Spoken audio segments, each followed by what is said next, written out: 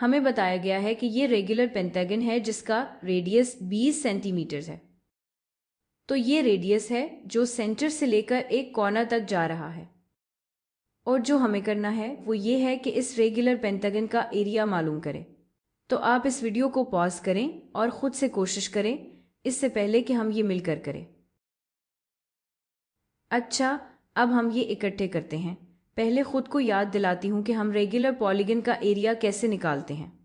ये होगा आधा ज़रब एपॉफम लंबाई और मैं आपको याद दिलाती हूँ कि ये क्या है, ज़रब पेरीमीटर। और एक और वीडियो में मैंने बताया है कि ये क्यों मानी रखता है। ये असल में इसी बात से आता है कि आप किसी भी रेगुलर पेंटागन या किसी भी रेगुलर पॉलीगन को तकसीम कर सकते हैं, और अगर पेंटागन हो तो आप इसे 5 ट्रायंगल्स में तकसीम कर सकते हैं।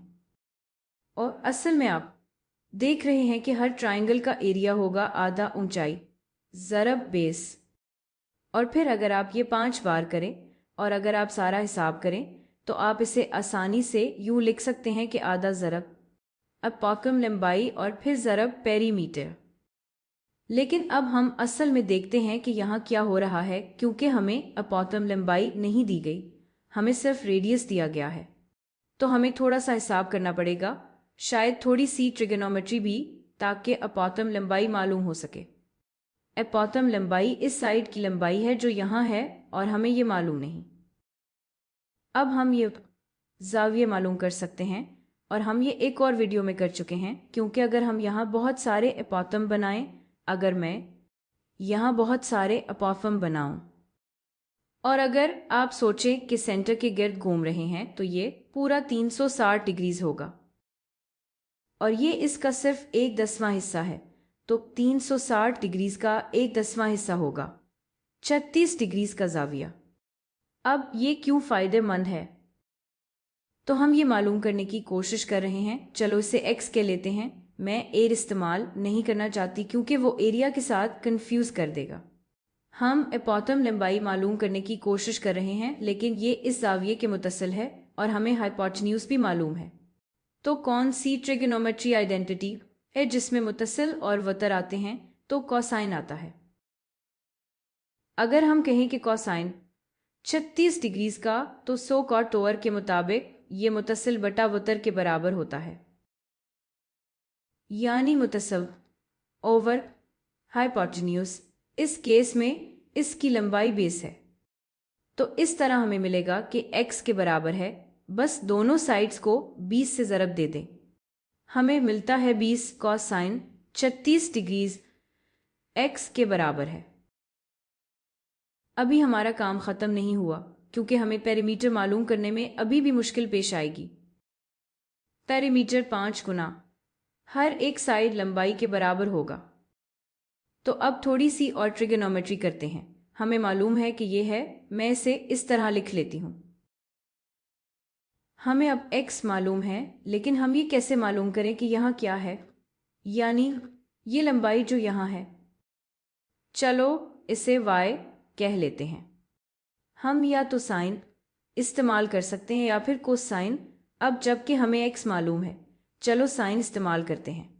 साइन में मुकाबिल बटा वतर आता है, तो हम कह सकते हैं कि साइन 36 डिग्री के बराबर है मुकाबिल बटा वतर, यानी y ओवर 20, या फिर y के बराबर है 20 दफ़ा साइन ऑफ 36 डिग्री।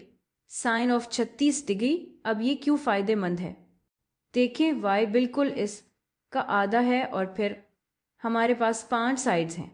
तो एक और तरीका ये सोचने का है कि अगर हमें पूरा पेरीमीटर चाहिए तो पेरीमीटर 10 ऐसे y के बराबर होगा, यानी 1 2 3 4 5 6 7 8 9 10।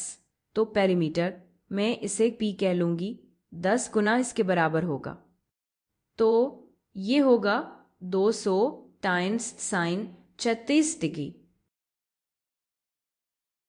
हमारा एरिया इस पेंटागन का होगा 1/2 टाइम्स एपॉफम लंबाई, यानी 20 साइन 36 डिग्री टाइम्स पेरीमीटर, या मैं कहूँ कि वो कोसाइन था, अपॉतम लंबाई था।